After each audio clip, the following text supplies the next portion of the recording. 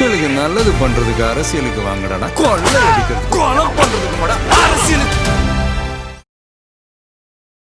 இது ஒரு பெரிய ஆர்கஸ்ட்ரேட்டட் ஆர்கனைஸ்டு தப்புன்னு எனக்கு என் உள்மனசு சொல்லிட்டே இருக்கு, பதறிட்டே இருக்கு. அங்க சில பேர் மாற்று கட்சி, முக்கியமா சொன்னா திமுக காரன் வரானான்னு கேட்டா வர்றான். எனக்கிட்ட பர்சனலா போட்டோஸ் இருக்கு, நான் உங்களுக்கு காமிக்கிறேன். எப்படி கண்டுபிடிக்கிறீங்க அவ்வளவு கூட்டத்துல தெரியுதுங்க. அவன் பைக்ல வரான், பைக்ல அவங்க திமுக ஸ்டிக்கர் ஒட்டி இருக்குது. வந்து நின்று அந்த கூட்டத்துக்கு நடுவில் நின்று கேமராவை பார்த்துட்டு இப்படின்றது மீண்டும் கரூர் சம்பவத்துக்கு yesterday it was attempted. அவங்க ட்ரை பண்ணாங்க, பகல்ல ட்ரை பண்ணாங்க. இவ்வளவு பெரிய சதி, இவ்வளவு பெரிய வன்மம்லாம் இருக்கும் நான் கனவுல கூட நினைச்சது கிடையாது. இத பண்றது என்னமா இருக்கும் முடியும்? எவரோ ஒரு பைத்தியக்காரன் பண்ணுவாங்க இந்த மாதிரி இடத்துல. அப்ப அந்த இடத்துல போலீஸ்காரங்க இருந்தாலும் என்ன பண்ணுவாங்க? ஏய் தம்பி வா, அப்படி வரோம், என்ன பண்ற கேட்பாங்க. ஆனா அது ஏன் அவன் பண்றான், ஏங்க கேட்க போலீஸ் இல்லன்றதான் கேள்வி. சுத்தமா பந்தோபஸ்துக்கு ஆள் இல்ல, சம்பந்தமே இல்லாம அவ்வளவு பஸ்ஸுங்க. அவ்வளவு பஸ் நான் கொளத்தூர் ரோட்ல பார்த்ததே கிடையாது. அங்க அந்த பிரிட்ஜ் வேலைக்கு அதுக்கு அவ்வளவு பஸ் பார்த்ததே கிடையாது. எப்படி 27 செப்டம்பர் 2025 சாயந்தரம் கரூர்ல ஸ்டாம்பீட் நடக்க போகுதுன்னு மதியம் 3:30 மணிக்கே ஒரு திமுக காரன் ட்விட்டர்ல போஸ்ட் போட்டிருந்தாலும் 26 செய்தி வந்திருந்ததோ நாளிதழ்கள் இந்த மாதிரி ஏதோ அவங்க சதி பிளான் பண்றாங்க. அதே பேட்டர்ன்ல 25 ஒருத்தன் போட்டிருக்கான் விரைவில்னு போட்டு தாவேக்கா காரங்க துண்டு பேட்ஜஸ் எல்லாம் ரோட்ல செதறி செருப்பெல்லாம் கடக்கிற மாதிரி ஒரு போட்டோ கிராபிக்ஸ்ல ஏஐல ரெடி பண்ணி போஸ்ட் போட்டுச்சு. எப்படி இது நடக்குது? இதை ஏங்க போலீஸ் பார்க்கல? இது ஏங்க எலெக்ஷன் கமிஷன் கேட்கல? என்னதான் கோட் ஆஃப் கண்டக்ட் வந்துட்டாலும், எலெக்ஷன் கமிஷன் கண்ட்ரோல்ல லா அண்ட் ஆர்டர் இருந்தாலும் சில அதிகாரிகள் இன்னும் வந்து திமுக போலீஸ் அதிகாரிகள் உட்பட பல துறையில் இருக்கக்கூடிய அதிகாரிகள் திமுக எஜமானர்களுக்கு விசுவாசமா நடக்கிறதுக்காக மக்களின் பாதுகாப்பை காம்ப்ரமைஸ் பண்றதுக்கும் துணிஞ்சிட்டாங்களோ அப்படின்ற ஒரு ஐயப்பாடு ஏற்படுது.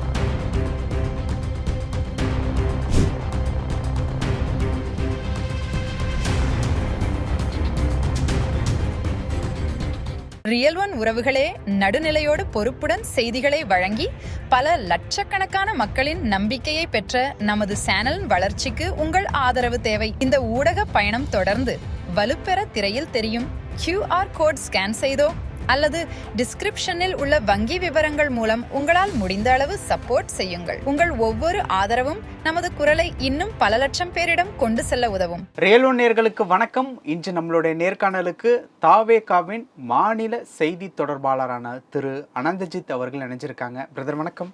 வணக்கம். எப்படி போயிட்டு இருக்கு பிரச்சார வேலைகள்லாம்? சூப்பராக போயிட்டு இருக்கு. ஓகே. ஆக்சுவலாக பிரச்சாரம் ஆரம்பித்த அந்த முதல் நாள் நேற்று கொளத்தூர் அண்டு பெரம்பூர் 2 தொகுதிகளில் வந்து தாவேகா தலைவர் திரு விஜய் அவர்கள் வந்து பிரச்சாரம் மேற்கொண்டாங்க. அதில் கொளத்தூரில் நடந்த ஒரு இன்சிடெண்ட் வந்து பிரச்சாரம் முடிஞ்சதன் சில நிமிடங்களுக்கு பிறகு வந்து சிடி நிர்மல்குமார் அவர்கள் வந்து ஒரு நியூஸ் வந்து கொடுக்குறாரு. பிரச்சாரத்தின் போது சரியான போலீஸ் பாதுகாப்பு இல்லை, எங்களுக்கு வந்து சரியான முறையில் போலீஸ் பாதுகாப்பு கொடுக்கணும் அப்படின்னு சொல்லி வந்து சொல்கிறாங்க. அதன் பின்பு நிறைய விஷயங்கள் வந்து சொல்லப்படுது. அந்த இடத்துல ஏதோ சர்ச்சைக்கு உண்டான ஒரு விஷயங்கள் வந்து நடந்ததா சொல்லப்படுது. அதன் பின்பு பிளான் பண்ணியிருக்கக்கூடிய வில்லிவாக்கம் தொகுதி பிரச்சாரமும் வந்து கேன்சல் செய்யப்படுது. ஏன்னா மக்களுடைய பாதுகாப்பு கருதி அப்படிங்கிற மாதிரி. இதெல்லாம் செய்திகள் வாயிலாக நாங்கள் அறிஞ்ச ஒரு விஷயம். ஸோ களத்தில் நீங்கள் இருக்கீங்கல்ல, ஸோ அந்த கொளத்தூர் தொகுதியில் என்ன விஷயம், என்ன எதுக்காக அந்த விஷயங்கள்லாம் அடுத்தடுத்து கேன்சல் செய்யப்பட்டது, உண்மையிலே போலீஸ் குறைபாடு இருந்ததா, அதை பற்றி பகிர்ந்துக்குங்க. ஆக்சுவலி இன்னும் என்னதான் கோட் ஆஃப் கண்டக்ட் வந்துட்டாலும், எலெக்ஷன் கமிஷன் கண்ட்ரோலில் லா அண்ட் ஆர்டர் இருந்தாலும் சில அதிகாரிகள் இன்னும் வந்து திமுக போலீஸ் அதிகாரிகள் உட்பட பல துறையில் இருக்கக்கூடிய அதிகாரிகள் திமுக எஜமானர்களுக்கு விசுவாசமாக நடக்கிறதுக்காக மக்களின் பாதுகாப்பை காம்ப்ரமைஸ் பண்றதுக்கும் துணிஞ்சிட்டாங்களோ அப்படின்ற ஒரு ஐயப்பாடு ஏற்படுது. அது எல்லா ஆட்சியிலையுமே இருக்குல்ல, அது இருக்கக்கூடாதுன்றதுதான் பாயிண்ட். எல்லா இடத்துலையும் இருக்குன்றதுனால அது இருக்கலாமான்னு கேட்டால் இருக்கக்கூடாது. அப்படிதான் இருந்திருக்கிறீங்க. அப்படியே இருந்தால் என்ன அர்த்தம்? மாற்றத்துக்காக வந்துட்டோம், அதை மாற்றி தான் ஆகணும். அதில் நாங்கள் கண் கூட எவிடென்ட்டாக பார்க்கறதையும் அனுபவிக்கிறதையும் தான் நாங்கள் வந்து இங்கே குற்றமாக சொல்கிறோம். எலெக்ஷன் கமிஷன் வந்து ரொம்ப ஆர்கனைஸ்டாக இதை கொண்டு போய் ட்ரை பண்ணுறாங்க. ஆனால் ப்ராப்ளம் என்னென்னா, எலெக்ஷன் கமிஷனால் இன்ஸ்ட்ரக்ட் பண்ணக்கூடிய இடத்துல தான் அவங்க இருக்காங்க. அவங்களுடைய ரிப்போர்ட்டிங் அவங்களுக்கு கீழே தான் வந்து இவங்க எல்லாம் ரிப்போர்ட்டிங்காக மாறுவாங்க. இது காபந்து அரசாங்கமாக மாறின பிறகு. ஆனால் அவங்களுக்கு ரிப்போர்ட் பண்ணுறாங்க, சொன்னதை தான் செய்கிறாங்க, அவங்களுக்கு உண்மையாக இருக்கிறாங்கன்ற கேள்வி வருது இல்லையா? இன்னமும் வந்து அவங்களுடைய பழைய பொலிட்டிக்கல் பாஸுக்கெலாம் வந்து உண்மையாக விசுவாசமாக இருக்கும்போது களத்தில் ஒரு பெரிய கிராவிட்டியை ஒரு புது கட்சி காமிக்குது, ஒரு தலைவர் மக்கள் தலைவர் காமிக்கிறான்ற போது அந்த காழ்ப்பில் இதை பண்ணுறாங்க அப்படின்றது தான் குற்றச்சாட்டு. ரெண்டாவது இதோடு சும்மா இல்லைங்க ரொம்ப கூட்டம் வந்துருச்சு பெரம்பூரில், அதை பார்த்து ஒரு கோவத்தில் ஒரு காழ்ப்புணர்ச்சியில் பண்ணிட்டாங்கன்னு கூட சொல்ல முடியல. இது ஒரு பெரிய ஆர்கஸ்ட்ரேட்டட் ஆர்கனைஸ்டு தப்புன்னு எனக்கு என் உள்மனசு சொல்லிகிட்டே இருக்குது, பதறிட்டே இருக்குது. என்ன நடந்துச்சு? முதல்ல போன 25ஆம் தேதி வாக்கில் தான் நாங்கள் வந்து இந்த மாதிரி கேண்டிடேட்டை வந்து அனௌன்ஸ் பண்ண போகிறோம். அனௌன்ஸ் பண்ணிட்ட பிறகு நாங்கள் வந்து வேட்புமனு தாக்கல் பண்ணுறோம். இந்த இடத்துல வந்து பிரச்சாரம் அண்ணன் மேற்கொள்ள போகிறாரு, நேரில் வர போகிறாரு அப்படின்றத அனௌன்ஸ் பண்ணுது தாவேகா. அதுக்கு அடுத்த 2 நாள் வந்து அந்த பர்மிஷன் டிக்ளைன் ஆகுது. அண்ணன் நேராக போயிட்டு சீஃப் செக்ரட்டரி ஆஃபீஸில் செக்ரட்டேரியட்டில் எலெக்ஷன் கமிஷனரை நேரில் சந்தித்து ரெக்வஸ்ட் வைக்கிறாங்க. அவங்க இல்லைங்க இந்த கான்ட்ராக்ட் தான் நாங்கள் பண்ணுறோன்னு சொல்லி அவங்க அஷூரன்ஸ் கொடுக்குறாங்க, வராரு. அதுக்கு அடுத்து நீங்கள் வேட்பாளர் அறிவித்ததை பார்த்தீங்க, வேட்புமனு தாக்கல் பண்ணதை பார்த்தீங்க. இப்போ இந்த இடத்துக்கு வரும்போது காவல்துறை போதிய பாதுகாப்பு கொடுக்குறான்னு கேட்டிங்கன்னா, முதல்ல பெரம்பூரில் அது கரெக்டாக இருக்குது. பெரம்பூரில் முடிச்சுட்டு அடுத்து கொளத்தூர் வராருன்னா அந்த இடத்த போலீஸ் பாதுகாப்பு இருக்கணும். போலீஸ் வந்து நிற்பாங்க, நீங்கள் பார்த்துருக்கலாம். போலீஸ் வந்து அந்த ரோடில் நிற்பாங்க. அந்த ரோடை போலீஸ் டேக் ஓவர் பண்ணியிருக்கணும். ப்ராப்பராக பேரியேட்ஸ் போட்டு வண்டிங்க ரொம்ப போகிறது வந்து கண்ட்ரோல் பண்ணணும். சும்மா யாராவது டிராஃபிக் ஜாம் ஏற்படுத்துகிறாங்க இல்லை பரபரப்பு ஏற்படுத்துகிறாங்கன்னா அவங்கள கொஞ்சம் நேரத்துக்கு ஹோல்ட் பண்ணி வைக்கணும். முன்னாடி பின்னாடி வந்து ஒரு பாதுகாப்பு இருக்கும். எதுவுமே இல்லாமல் இஷ்டத்துக்கு போக அப்படின்னு அவர் திறந்து விட்டோம்னா அந்த இடத்துல உங்களுக்கு மற்ற கட்சிக்காரங்களுக்கு காசு கொடுத்து நீங்கள் கூப்பிட்டு வரீங்க, அங்கே யாரும் வர்றதில்ல, நீங்கள் வந்தாலும் கண்டுக்காமல் நிற்கிறாங்க. காலையில் முதல்வர் போன கூட்டத்தையும் நான் சொல்கிறேன், ஒன்றும் யாரும் இல்லை. இன்னைக்கு விஜயனை வராங்கன்னொடனே கூட்டம் வருதுன்னா அந்த இடத்துல அந்த கூட்டத்தையே அந்த கட்சிக்கு எதிராக திருப்ப முடியுமா, அங்கே ஒரு கேஸ் ஏற்படுத்த முடியுமான்னு பண்ணும்போது அங்கே சில பேர் மாற்று கட்சி, முக்கியமாக சொன்னால் திமுக காரன் வரானான்னு கேட்டால் வர்றான். எனக்கிட்ட பர்சனலாக ஃபோட்டோஸ் இருக்குன்னு அவங்களுக்கு காமிக்கிறேன். எப்படி கண்டுபிடிக்கிறீங்க? அவ்வளோ கூட்டத்தில் தெரியுதுங்க, அவன் பைக்கில் வரான், பைக்கில் அவங்க திமுக ஸ்டிக்கர் ஒட்டி இருக்குது, வந்து நின்று அந்த கூட்டத்துக்கு நடுவில் நின்று கேமராவை பார்த்துட்டு இப்படின்றது இது என்னங்க சொல்ல வரீங்க? அந்த இடத்துல ஒரு 1000 பேர் இருக்கிறாங்க தாவேகா இளைஞன், ஒருத்தன் நடுவில் வந்து இது எப்படிங்க செய்வான்? இப்போ இது பண்ணும்போது என்ன ஆகும், கூட்டத்தில் இருக்க எவனா ஒருத்தன் கோவப்பட்டானா, எங்கள் பசங்க கோவப்படலை, நாங்கள் ரொம்ப ஸ்மூத்தாக அதை ஹேண்டில் பண்ணோம், இதை ஃபோட்டோ வீடியோ எடுத்து எனக்கு அமிச்சிட்டாங்க, நான் உங்களுக்கு தரேன். இதை பண்ணுறது என்னங்க எண்ணமாக இருக்க முடியும்? எவனோ ஒரு பைத்தியக்காரன் பண்ணுவானே இந்த மாதிரி இடத்துல. அப்போ அந்த இடத்துல போலீஸ்காரங்க இருந்தாலும் என்ன பண்ணுவாங்க, ஏய் தம்பி வா அப்படி வரோம், என்ன பண்ணுற கேட்பாங்க. ஆனால் அது ஏன் அவன் பண்ணுறான், ஏங்க கேட்க போலீஸ் இல்லைன்றதான் கேள்வி. சுத்தமாக பந்தோபஸ்துக்கு ஆள் இல்லை, சம்மந்தமே இல்லாமல் அவ்வளோ பஸ்ஸு நான் கொளத்தூர் ரோட்டில் பார்த்ததே கிடையாது. அங்கே அந்த பிரிட்ஜ் வேலைக்கு அதுக்கு அவ்வளோ பஸ்ஸை பார்த்ததே கிடையாது. அவ்வளோ பஸ் நிற்கிது, வீடியோ போடுறாங்க. தாய்மார்கள் எப்பயுமே என்ன சொல்கிறீங்க, இளைஞர்கள் கட்சி நாங்கள் இளைஞர்கள் தான் சொல்கிறீங்க, தாய்மார்கள் கதறாங்க. என்னங்க எவ்வளோ பஸ்ஸுங்க இங்கே வந்து எப்படிங்க இப்படி இருக்குது? ஏன்னா தனக்கும் தன்னை சேர்ந்தவங்களுக்கும் கண்ணெதிர வந்து த்ரெட் இருக்கு. இது எல்லாத்துக்கும் மகுடம் வச்சார் போல 25ஆம் தேதியே திமுக ஆதரவாக பேசக்கூடிய ஒரு ஆள் ஒரு போஸ்ட் போட்டுக்கார் ட்விட்டரில், இன்னும் கூட அது ட்விட்டரில் இருக்கு. எப்படி 27ஆம் தேதி செப்டம்பர் 2025 சாயந்தரம் கரூரில் ஸ்டாம்பீட் நடக்க போகுதுன்னு மதியம் 3:30 மணிக்கே ஒரு திமுக காரன் ட்விட்டரில் போஸ்ட் போட்டிருந்தாலும் 26ஆம் தேதியே செய்தி வந்திருந்ததோ நாளிதழ்கள் இந்த மாதிரி ஏதோ அவங்க சதி பிளான் பண்ணுறாங்கன்னு. அதே பேட்டர்னில் 25ஆம் தேதி ஒருத்தன் போட்டிருக்கான் விரைவில்னு போட்டு தாவேக்காரங்க துண்டு பேட்ஜஸ் எல்லாம் ரோட்டில் செதறி செருப்பெல்லாம் கிடக்கிற மாதிரி ஒரு ஃபோட்டோ கிராஃபிக்ஸில் ஏஐல ரெடி பண்ணி போஸ்ட் போட்டு வச்சிருக்கோம். எப்படி இது நடக்குது? இதை ஏங்க போலீஸ் பார்க்கல? இது ஏங்க எலெக்ஷன் கமிஷன் கேட்கல? அப்போ இது எப்படி நடக்குது? எப்படி இதை அலோவ் பண்ணுறீங்க? அந்த போஸ்ட் உங்களுக்கு தரம் போடும். இந்த அளவுக்கு அங்கே வன்மமா இருப்பீங்க? ஜனநாயகமா இது? அப்போ மீண்டும் கரூர் சம்பவத்துக்கு yesterday it was attempted. அவங்க ட்ரை பண்ணாங்க, பகல்ல ட்ரை பண்ணாங்க. போன தடவை நைட்டு கண்ணு பண்ணுவோம். நீ குளத்தூர்குள்ள காலவே முதல்வர் தொகுதினா ஆள் இல்லாம போது தலைவன் ஒருத்தன் இல்லாத போது வந்துடுறதெல்லாம் தலைவன் கிடையாது. இன்னைக்கு தலைவன் ஒருத்தன் வந்திருக்காங்கன்னா ஜனநாயகபூர்வமா நீ நில்லு, நீ செஞ்ச நல்லதை சொல்லு, செய்ய போற நல்லதை சொல்லு. அப்படி எதுவுமே இல்லாத ஒருத்தவங்க அந்த இடத்துல வந்து எதையாவது பண்ணி அந்த கூட்டத்தில் இன்னொரு அசம்பாவிதத்தை ஏற்படுத்த முடியும், தன் சொந்த மக்கள் தன் சொந்த தொகுதி மக்களை ரிஸ்கில் போடுவாங்கன்னா அது என்ன மாதிரியான ஒரு மனப்போக்கு, என்ன மாதிரி ஒரு நிலைப்பாடுன்னு கேட்குறேன். இதனுடைய நீட்சி தான் அந்த வில்லிவாக்கத்தில் பிரச்சாரம் அடுத்தது எங்களுக்கு அதான் நடக்குது. ஏன்னா இங்கே போலீஸ் இல்லை, சொல்கிறோம் யாரும் வரலை, கேட்குறோம் ரெஸ்பான்ஸ் இல்லை, 10 வரைக்கும் எங்களை முடக்கிறாங்க. பேசுறத ஒலி வாங்கி ஒலிபெருக்கி வைக்காதீங்க, எப்படி கேட்கும்? அங்கே பொதுமக்களை போய் நிற்கிறாங்க, அந்த முகத்தை பார்க்க வராங்க, அவர் சொல்கிறத கேட்க வராங்க, அவர் பேசுறது கம்யூனிகேட் ஆகிடக்கூடாது. யார் யாரெல்லாம் விஜய் வெளில வாங்கினாங்களோ அவங்க தான் அதை பண்ணுறாங்க. அவர் வரமாட்டாருன்னு செட் பண்ணுற நரேட்டிவ் வந்தால் அவரை தடுக்கிறதுக்கும் அவரை பார்க்க வர்ற கூட்டங்களை நசுக்கிறதுக்கும் நடக்கிற வேலை தான் இது, அரசியல் சதி இது. ஸோ இப்போ இப்படி தான் நிலைமை இருக்குன்னா இதை நம்ம தெரியப்படுத்தாமல் நம்ம இன்னும் ரிஸ்க் எடுக்க முடியாதுன்னு சொல்லி வில்லிவாக்கத்தை கேன்சல் பண்ணுறோம். வழி நடக்க எங்கேயுமே அந்த ரோடு அவங்க எதுவுமே சீல் பண்ணி கொடுக்கலங்க. எதுக்கு தான் இப்படி பண்ணுறாங்க தெரியல. இல்லையா நான் என்ன சொல்கிறேன், ஒரு சஜஷன் தரேன், நீங்கள் டேக் ஓவர் பண்ணிக்கங்க எலெக்ஷன் கமிஷன், யாருக்கும் பர்மிஷன் வேணாம்.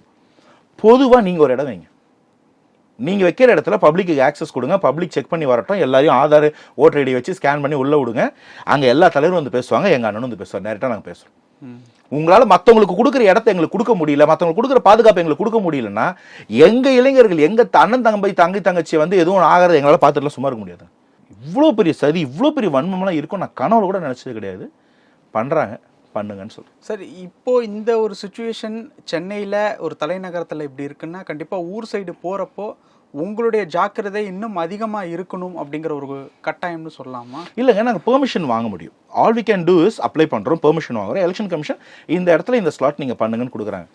அந்த இடத்துல களத்தில் நிற்க வேண்டியவங்க சில பேர், சில அதிகாரிகள் ஆழ்ந்த கட்சிக்கு ஒரு தலைபட்ச சார்பாக இருந்தாக்க என்ன பண்ண முடியும்னு நான் கேட்குறேன். தாவேக்காக்கு மட்டும் எதிராக இப்படி ஒரு அழுத்தம், இப்படி ஒரு வன்மம், ஒரு பிரச்சனை பண்ண முடியும்னா இது எப்படி ஹேண்டில் பண்ணுறது? எங்களால் நாங்கள் வந்து எங்கள் பாதுகாப்பை பார்க்க முடியும், வர்ற மக்கள் எப்படிங்க பாதுகாக்கிறது? அவங்களோட அக்கறை அதுதானே எங்களுக்கு முக்கியம். எங்க தம்பி தங்கச்சிக்கு நீங்க கரூர்ல பண்ண சதியை திரும்ப நடக்கூடாம பாத்துக்கிறதுக்கு நாங்க ஒரு இடத்துல அவ்வளவு கேர்ஃபுல்லா ஹேண்டில் பண்ணிக்கிட்டு இருக்கோம். கொஞ்சம் கூட அக்கறை இல்லாம இப்படி இருப்போம்னா என்ன அர்த்தம்னு நான் கேட்கிறேன். என்னதான் வழி? சரி, அவங்க மேல நம்பிக்கை இல்லை, கட்சி ரீதியா ஒரு இப்போ உதாரணத்திற்கு வந்து ஜெயலலிதா அம்மையார் மாநாடு போடுறாங்கன்னா அவங்க ஆட்சியில் இல்லாத நேரத்தில் வந்து க்ரீன் கலர் யூனிஃபார்மோட அவங்க கட்சிக்கே ஏற்ற அந்த கலரோட செக்யூரிட்டி மாதிரி நிற்க வச்சு மக்கள் பாதுகாப்புக்காக நிற்க வைப்பாங்க. அதே மாதிரி விஜயகாந்த் அவர்களும் அதே மாதிரியான ஒரு பேட்டர்னில் தான் அவரோட கொடி கலரில் ஆட்களை நிறுத்தி பாதுகாப்புக்கு நிறுத்துவாங்க. ஸோ அந்த மாதிரியான விஷயங்கள் ஊர் சைடில் போகிறப்ப தாவேக்கு ஏதாவது ரெடி பண்ணி நிறுத்தினாங்க இருக்குங்க. ஆல்ரெடி எங்களுக்கு தொண்டர் அணி இருக்கு, தொண்டர் படை இருக்கு, நாங்கள் ஏற்பாடு பண்றோம். பட் வரக்கூடிய கிரௌடுக்கும் அதை சப்போர்ட் பண்ண வேண்டிய போலீஸ் அங்கே இல்லைன்ற நான் இதை தான் சொல்றேன். அம்மையார் ஜெயலலிதா ஆட்சியில் இல்லாத போதும் கேப்டன் அண்ணன் ஆட்சியில் வரவே இல்லை. அவரு பிரச்சாரம் போகும்போதும் அன்னைக்கு இருந்த அதிமுகவோ திமுகவோ அவருக்கு வழி விட்டுது. அந்த மக்கள் மேல அக்கறை. அவங்க ஒன்றும் கேப்டன் பண்ணட்டும்னு சொல்லி ஜெயலலிதா அம்மா விடலை, இல்லை ஜெயலலிதா அம்மா பண்ணட்டும்னு சொல்லி கலைஞர் விடலை, இல்லை கலைஞர் பண்ணணும்னு சொல்லி ஜெயலலிதா அம்மா விடலை. இது வந்து அடிப்படை ஜனநாயகங்க. இது எல்லாரும் தலைவர்களுக்கு மக்களை சந்திக்கிற உரிமை உண்டு. அந்த மக்களையும் அவருடைய தம்பிகளையும் சந்திக்கிறதுக்கு அந்த தலைவரை தடுக்கிறதுக்கு நீங்க யாரு? அதை தாண்டி இன்னைக்கு நடக்குதுன்னா பாருங்கன்ற. அப்படி இருந்த தமிழ்நாடு இன்னைக்கு எப்படி இருக்கு பாருங்க. ஒரு மனுஷனை, ஒரு தலைவனை முடக்கிட முடியும், அந்த தலைவனை பேச விடாம குரல் வலையை நெருக்க முடியும்னா இது என்ன மாதிரி மனப்போக்குன்ற? ஓகே, என்னதான் வழி அதுக்கப்புறம்? இது நாங்க இன்னும் ஜாக்கிரதையா போனோம். எலெக்ஷன் கமிஷன் கிட்ட நாங்க இந்த மாதிரி ஒரு கம்ப்ளைண்ட் ரைஸ் பண்ணிருக்கோம். எலெக்ஷன் கமிஷன் டிஜிபிக்கு ஒரு ஆர்டர் போட்டு லெட்டர் விளக்கம் கேட்டிருக்காங்க. ஏங்க நீங்க அங்க பாதுகாப்பு இல்லை? எங்க கிட்ட ப்ரூஃப் இருக்கு. விஜய் அவர்கள் மேல தானே எஃப்ஐஆர் போட்டிருக்காங்க. இதுதாங்க நான் சொல்றேன். நீங்க பண்ணிட்டு ஒரு ஊர்ல பட்டாசு வெடிக்கிறாங்க இந்த திமுக காரங்க, பப்ளிக்ல நிக்கிறவங்க மேல அவ்வளவு பேருக்கு மேல காயப்பட்டிருக்கு. தாய்மார்கள் கண்ணு கலங்கி நிக்கிறாங்க. அங்கேயும் போயிட்டு ஹாஸ்பிட்டல்ல சமாதானப்படுத்துற மாதிரி நீங்க மிரட்டுறீங்க. நான் என்ன கேட்கிறேன், எங்களுக்கு பாதுகாப்பே கொடுக்க முடியாம நீங்க எங்க மேல கேஸ் போறது என்ன நியாயம்? ஆட்சி அதிகாரத்துல கையில இருந்ததுன்னா என்னவும் பண்ணலாம். காட்டு தருவார் நம்ம என்னையும் யோசிக்கலாம். இல்ல இப்போ இந்த மார்ச் 15 அதான் நான் சொல்றேன். இது கோட் ஆஃப் கண்டக்ட் வந்துருச்சு. இங்க அத்தாரிட்டிஸ் எலெக்ஷன் கமிஷன் ஆயிடுச்சு. எலெக்ஷன் கமிஷன் இது ஒரு ஃப்ரீ ஃபேர் எலெக்ஷனா நடத்தணும், எல்லாருக்கும் ஒரு மாதிரி செயல்படணும் ட்ரை பண்றாங்க. ஆனா அந்த வரக்கூடிய ஆர்டர்ஸ் இம்ப்ளிமெண்ட் பண்ணக்கூடிய இடத்துல இருக்கிறவங்க திமுகக்கு சார்பா இருந்தா என்ன ஆகுன்றதே இப்ப நடந்துகிட்டு இருக்கு. நம்ம கோட் ஆஃப் கண்டக்ட் வந்தோடனே எலெக்ஷன் கமிஷன் எல்லாரையும் ஒரு போல நடத்தும் நம்பணும். எலெக்ஷன் கமிஷன் அப்படி நடத்துது. உங்களுக்கு பெர்மிஷன் தரோம், நீங்க போய் பண்ணுங்க, காவலுக்கு பந்தோபஸ்து தரோம். ஏன் ஒரு இடத்துல பந்தோபஸ்து மிஸ் ஆச்சுன்னா டிஜிபியை கேட்கறாங்க அஃபீஷியலா ஃபார்மலா. ஆனா செய்ய வேண்டிய ஆளுங்க யாரு களத்துல? அந்த ஆர்டரை அதை டிரான்ஸ்ஃபார்ம் பண்ணி இம்ப்ளிமெண்ட் பண்ண வேண்டியது யாரு? அவங்க பண்ண மாட்டேன்னு சில பேரு பழைய விசுவாசம், பழைய எஜமானன் மேல இருக்கிற விசுவாசத்துல செயல்பட்டா என்ன ஆகும், என்ன நடந்துகிட்டு இருக்குன்னு பாருங்க நான் சொல்றேன். இதெல்லாம் மக்களாட்சியை வந்து அசைச்சு பார்த்துறாது. மக்கள் செலுத்த போற ஓட்டு தாவேக்காக்கும் விசிலுக்கும் வரப்போற ஓட்டெல்லாம் வந்து இதை அசைச்சு பார்த்துறாது. பாயிண்ட் என்னன்னா, நீ பாரு நீ என்ன பண்ணிட்டு இருக்கிறேன்னு. என்ன அளவுக்கு மக்கள் மேல அக்கறையற்ற, இன்னும் சொல்ல போனா மக்கள் மேல காழ்ப்பு கொண்ட ஒரு அரசாங்கத்தை இந்த மாதிரி சில அதிகாரிகள் எப்படிங்க புரிஞ்சுக்கிறது? இதை அந்த மக்கள் புரிஞ்சுக்கிறாங்களா? அந்த Kulathur 200% people are with us. மக்களுக்கு இது நல்லா புரியுது. அவங்களுடைய கோபமும் ஆற்றாமையும் நான் சொல்றேன் பாருங்களேன், இன்னும் 10 மடங்கா தாவேக்கா வளரும், திமுக வீழும், டெபாசிட் கூட இருப்பாங்க. இவ்வளவு மக்கள் மேல அக்கறையற்ற தன்மை இருக்கும். இப்படி இந்த இடத்துல கேஸ் போடுவோம், சீன் போடுவோம், நாங்க அதிகாரத்துக்கு கையில வச்சிருக்கிறோம், எங்களால இது முடியும்னா பாருங்க எது சக்தி, யாரு உச்ச சக்தின்றத மக்கள் காட்டுவாங்கன்னு நான் சொல்றேன். அந்த விஜய் அவர்களுடைய அந்த சொத்து மதிப்பு வேட்புமனு தாக்கல்ல காட்டியிருந்ததை பார்த்து எல்லாருக்குமே கடன் இருக்கு, அதான் அப்பா வந்து பிள்ளைக்கு கொடுத்த கடன், அந்த மாதிரி வீட்டில் இருக்கக்கூடிய எல்லாருமே கடன்காரர்களாக இருக்காங்க அப்படிங்கிற ஒரு விஷயம் வந்து விமர்சனத்துக்குள்ளாக்கப்பட்டு இருக்கு.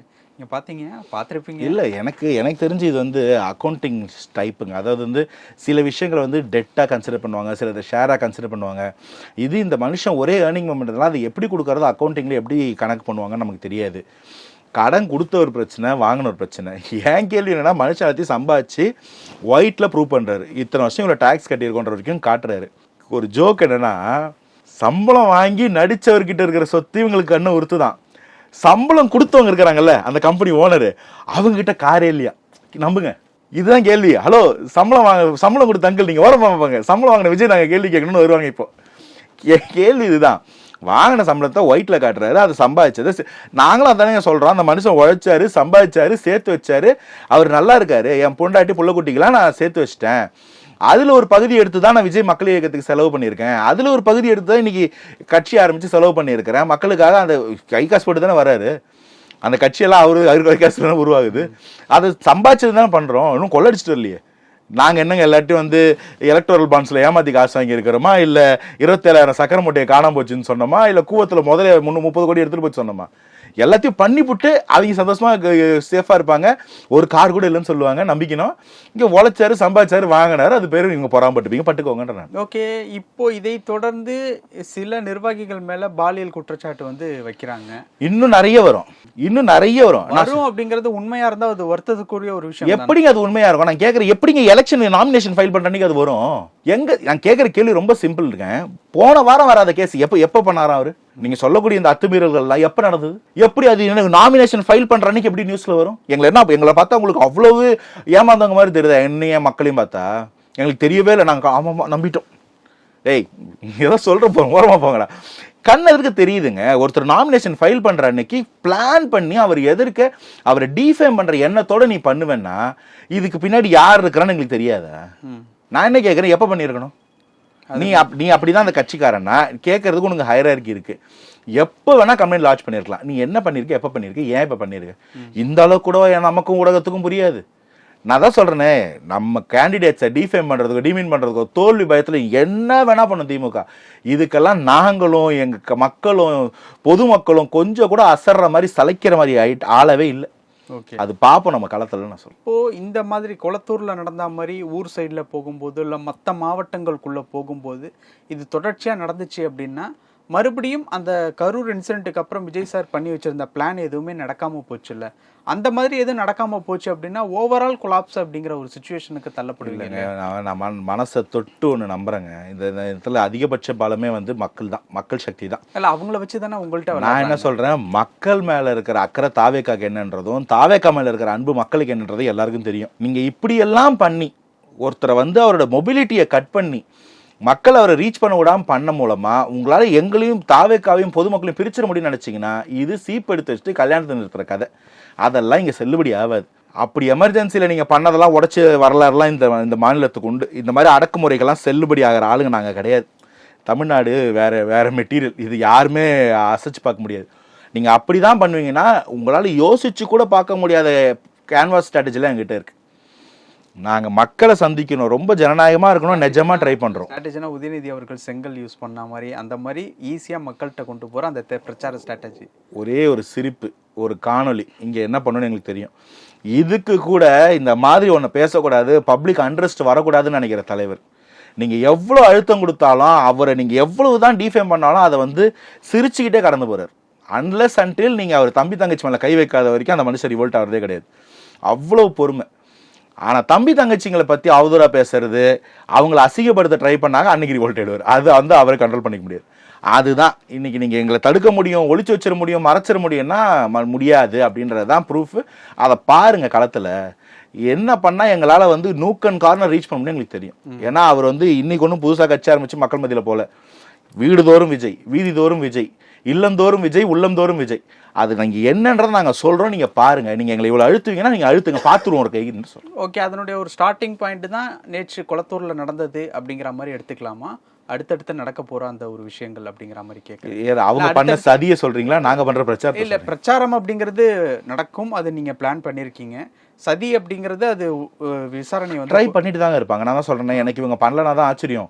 பட் அதுக்கு அதிகாரிகள், மக்களுக்காக சேவை செய்ய வந்திருக்க அதிகாரிகள் இந்த மாதிரி ஒரு தீய சக்திக்கு ஈல்ட் ஆகிறது தான் எனக்கு புரியல, மனசுக்கு ஒப்பலை. எனக்கு தெரியுது இவங்க பண்றாங்க, இவங்க வந்து அவங்க மேல இருக்கிற ஏதோ ஒரு விசுவாசத்துல இதுக்கோ பண்றாங்கன்னு.